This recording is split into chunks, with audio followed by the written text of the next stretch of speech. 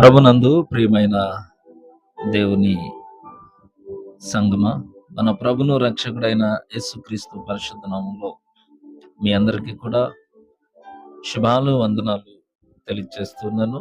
దేవుడు మిమ్మును మీ కుటుంబాలను దీవించి ఆశీర్వదించును గాక. మరొక పర్యాయం మీతో కలిసి దేవుని మాటలు ధ్యానం చేయటానికి, మన ఆత్మీయతలో మనము కలిసి బలపడటానికి ప్రభు ఇచ్చిన ఈ గొప్ప సమయాన్ని బట్టి దేవునికి స్తుతులు చెల్లిస్తున్నాను. ఈరోజు మనము మన జీవితంలో దేవుడే ఆధారము.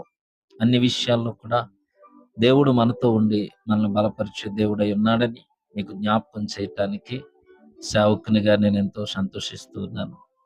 ప్రభునందు ప్రియులరా, దేవుని వాక్యములో మనం ఎప్పుడు జ్ఞాపకం చేసుకునే ఒక గొప్ప మాట, విడువక మన ఎడల కృప చూపించే దేవుడని ఆయన ప్రేమ శాశ్వతమైనది. శాశ్వతమైన ప్రేమతో మిమ్మల్ని నేను ప్రేమిస్తున్నాను అనని. ఇంతగా దేవుడు మనతో మాట్లాడిన దేవుడు, మనతో ఉండేటువంటి దేవుడు, సమయానుకూలంగా మనకు సహాయం చేసే దేవుడు, మనకు తోడై ఉన్నాడు. ఆయన యేసు ప్రభు, మన రక్షకుడు, మన విమోచకుడు, మన పోషకుడై ఉన్నాడు. ప్రతి విషయంలో మనకు దేవుడే ఆధారము. ఎవరు ప్రియులు విశ్వాసులుగా ప్రభు మీద ఆధారపడతారో దేవుడు వారిని ఎప్పుడూ కూడా విడిచిపెట్టలేదు. ఎప్పుడూ వారిని ఇబ్బందులలో ఆయన విడిచిపెట్టలేదు. ఇది మనము విశ్వాసులముగా మనం ఎప్పుడు గ్రహిస్తూ ఉన్నాం. కొన్ని సందర్భాల్లో విశ్వాసులముగా కొన్ని ప్రశ్నలు మనకు తలెత్తుతూ ఉంటాయి. ఎన్నో సంవత్సరాలుగా ఒక ప్రత్యేకమైన విషయాన్ని పొందుకోవాలని ప్రార్థిస్తూ ఉన్నాను, ఎదురు చూస్తూ ఉన్నాను. కానీ దేవుని దగ్గర నుండి ఎటువంటి కార్యం మన జీవితంలో జరగనప్పుడు, ఇంకా ఇన్ని సంవత్సరాలు ప్రార్థించాను కదా, ఇది అలాగ జరుగుతుందని ఎలా విశ్వసించాలి, ఎలా నమ్మగలను దేవా అంటూ కొన్ని పర్యాలు మన మనస్సాక్షిలో దేవుణ్ణి మనం ప్రశ్నిస్తూ ఉంటాం. పరిస్థితులు కూడా అలా ప్రశ్నించేలా మనల్ని నిరాశలోనికి నెట్టివేసినప్పుడు ఎలా నమ్మాలి, ఎలా నమ్మగలను, ఏ ఆధారం ఉంది అంటూ ఆలోచిస్తూ ఉంటాం. పిల్లల కొరకు వివాహం జరిగిన తర్వాత దేవుడు గర్భఫలం ఇస్తాడు అని ఎదురు చూసిన వారు 5-6 సంవత్సరాలు, 10 సంవత్సరాలు కూడా ఎదురు చూసిన వారు ఉన్నారు. ఇంకెన్ని సంవత్సరాలు నాయన, ఉద్యోగం దొరుకుతుంది దేవా, నా భవిష్యత్తును బలపరుస్తావని ప్రార్థిస్తూ ఉన్నాను ఎన్నో పర్యాలు. నా భవిష్యత్తును బలపరుస్తావు. చాలా సంవత్సరాల నుండి వ్యాధిని నువ్వు విడుదల కలుగు చేస్తావని, ఈ భయంకరమైన దీర్ఘకాలిక వ్యాధి నుండి నన్ను విడుదల చేస్తావని ప్రార్థన చేస్తున్నాను. వ్యాధి అలాగే ఉంది, సమస్యలు అలాగే ఉన్నాయి, ఇబ్బందులు అలాగే ఉన్నాయి.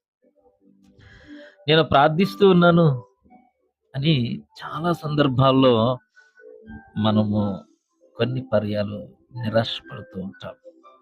ప్రభునందు ప్రియులరా, పిల్లలు పుట్టలేదని పెళ్ళైన తర్వాత 10 సంవత్సరాలు దాటిన అడుగుతూ ఉంటే ఆ ప్రశ్నలకు ఎలా సమాధానం చెప్పాలి?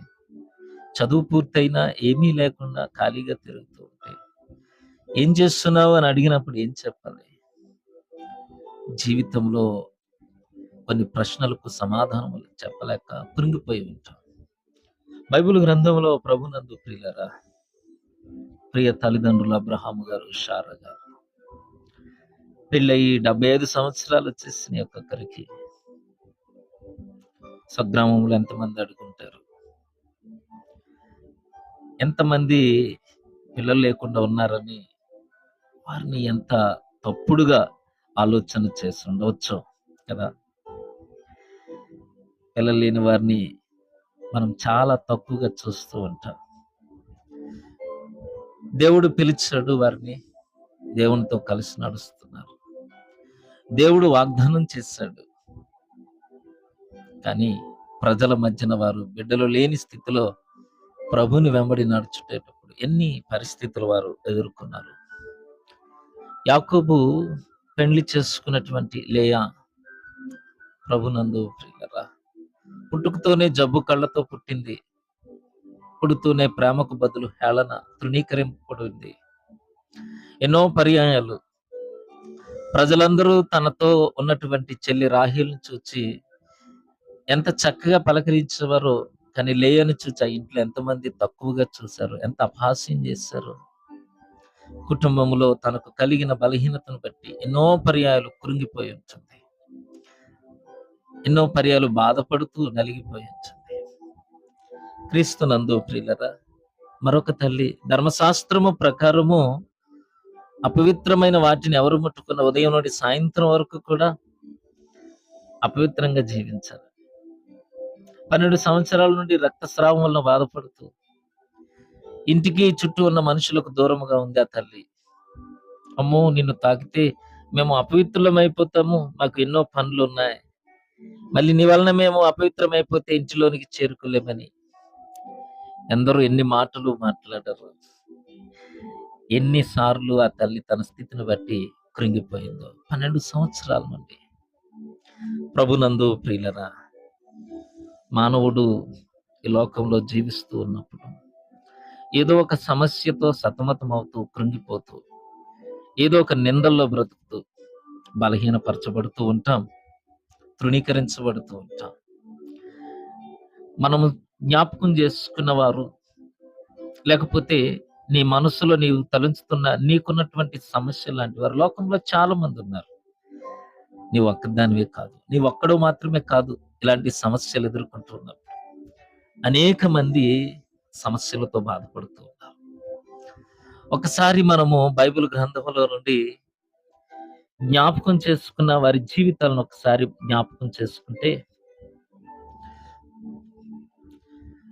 అబ్రహాము శారా మృతతుల్యమైన తమ శరీరమును చూసుకుని కృంగిపోకుండా నిరీక్షణ గలవారై వేచి దేవుని ద్వారా జవాబు పొందుకున్నారు. అబ్రహామును గురించి అపోస్తులైన పౌలు గారు జ్ఞాపకం చేస్తారు రోమా పత్రికలో. అతడు విశ్వాసమునందు బలహీనుడు కాక రమారమి 100 వయసు గలవాడై ఉండి అప్పటికి తన శరీరము మృతతుల్యమైనట్టును శారా గర్భము మృతతుల్యమైనట్టును ఆలోచించను గాని అవిశ్వాసం వలన దేవుని వాగ్దానమును గురించి సందేహింపక దేవుని మహిమపరిచి ఆయన వాగ్దానము చేసిన దాన్ని నెరవేర్చుటకు సమర్థుడని రూఢిగా విశ్వసించి విశ్వాసం వలన బలము పొందెను. ఏ సమస్యతో, ఏ బలహీన వలన వారు కృంగిపోయారు. వారు దేవుని మీద ఆధారపడి బలమైన విశ్వాసము చేత ఇస్సాకు అను ఒక వాగ్దాన కుమారుని వారు కలిగి ఉన్నారు. ఎన్నో సంవత్సరాలుగా తన ఇంట్లోని ఇబ్బందిని ఎదుర్కొంది. తన చెల్లి నుండే తక్కువ జీవితాన్ని అపహాస్యము పొందుకుంది. అయితే అటన్నిటి నుండి ఆమె సహించింది. ఫలితముగా లేయా ద్వేషింపబడుట దేవుడు చూచి ఆమెకు సహాయం చేసినని జీవగ్రంథంలో మనం చదువుతూ ఉంటాం. ఆదికాండం 29వ అధ్యాయం 31వ వచనం నుండి, లేయా ద్వేషించబడుట యెహోవా చూచి ఆమె గర్భము తెరిచెను. లేయా గర్భవతి కుమారుని కని యెహోవా నా శ్రమను చూచి ఉన్నాడు, నేను ద్వేషించబడితనన్న సంగతి యెహోవన్నాడు, యెహోవాను స్తుతించెదను. ద్వేషించబడే స్థితి నుండి దేవుణ్ణి స్తుతించే స్థితికి తల్లి లేయా చేరుకుంది. స్వస్థపరచు దేవుడు తనకున్నారని తెలుసుకుని యేసుక్రీస్తు ప్రభునకు వచ్చి విశ్వాసముతో ఆయన వస్త్రపు చెంగు ముట్టి రక్తస్రావంతో బాధపడుతున్న స్త్రీ స్వస్థపరచబడి తాను మరుగై ఉండలేదని ఆ స్త్రీ చూచి వణుకుచూ వచ్చి ఆయన ఎదుట సాగిలపడి తాను ఎందు నిమిత్తమో ఆయనను వచ్చును వెంటనే తాను ఎలాగ స్వస్థపడిన సంగతి ప్రజలందరికీ తెలియచేసి అందరి ఎదుట సాక్షిగా నిలబడింది. ప్రియ సహోదరి సహోదరుడా, మనము దేవుని బిడ్డలము. దేవుడు నిన్ను నన్ను విడిచిపెట్టడు. ఆయనే మనకు ఆధారం. తగిన కాలమందు ప్రతి సహాయాన్ని దేవుడు మనకు అనుగ్రహిస్తాడు. విశ్వాసంతో, నిరీక్షణతో, ఓపికతో ప్రభు దగ్గర కనిపెట్టు. నీవు నేడు అనుభవిస్తున్న స్థితి నీకు ఓర్పును, నిరీక్షణ కలిగి చేయనని గుర్తించి శ్రమలలో కృంగిపోకుండా దేవుని పైన ఆధారపడటం నేర్చుకుందాం. ఈ లోకంలో మనకు ఆధారం ఎవరూ లేకపోవచ్చు. ఏ సహాయం ఎటు నుంచి వస్తుందని ఎదురు చూస్తూ కాలం గడిచిపోయి ఉండవచ్చు. కానీ మనల్ని సృష్టించిన మన సృష్టికర్త మనకు ఆధారముగా ఉన్నారు. మనం మరపెడితే మనకు ఇరుకుల్లో, ఇబ్బందులు మనకు విశాలతను కలుగు చేయవాడు ఆయనే. భక్తుడైన దావీదు ఈ రీతిగా ప్రార్థన చేస్తాడు. కీర్తన గ్రంథం 4వ అధ్యాయం 1వ కీర్తనలో, నా నీతికి ఆధారమగు దేవా, నేను మొర్రపెట్టినప్పుడు నాకు ఉత్తరమిమ్ము.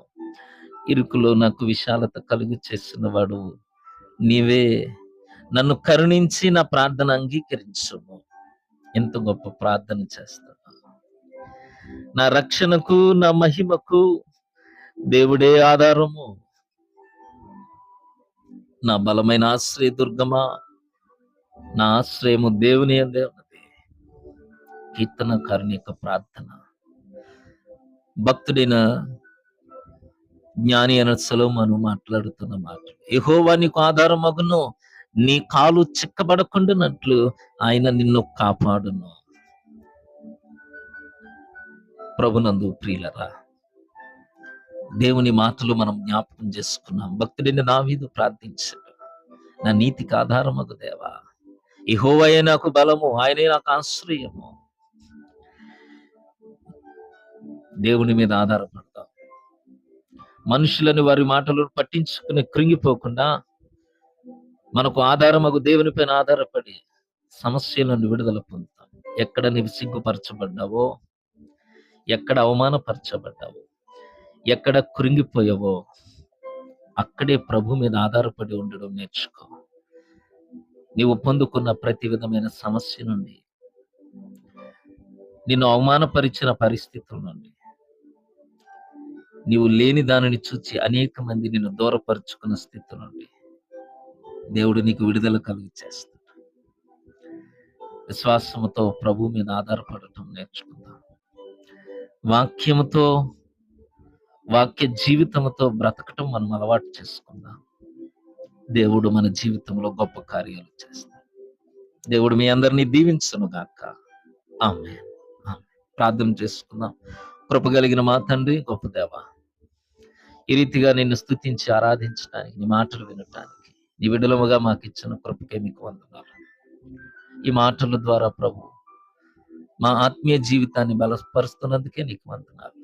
నీ మీద ఆధారపడిన ప్రతి బిడ్డను బలపరిచి నాయన ఉన్నతమైన కృప చేత నడిపించి దీవించే గొప్ప దేవుడు.